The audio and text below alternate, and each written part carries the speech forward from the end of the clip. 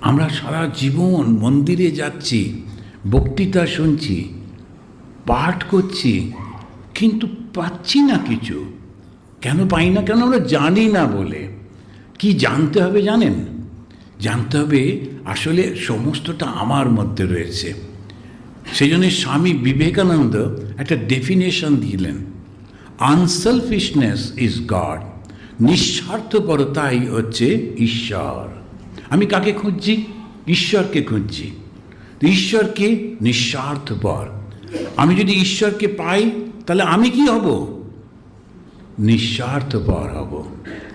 এখন এই নিঃস্বার্থপর হওয়া মানে কি?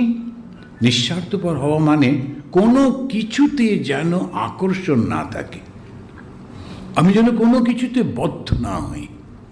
আর আরেকটা কথা স্বামীজি বললেন, ভগবান শ্রীরামকৃষ্ণকে উল্লেখ করে, তিনি হচ্ছেন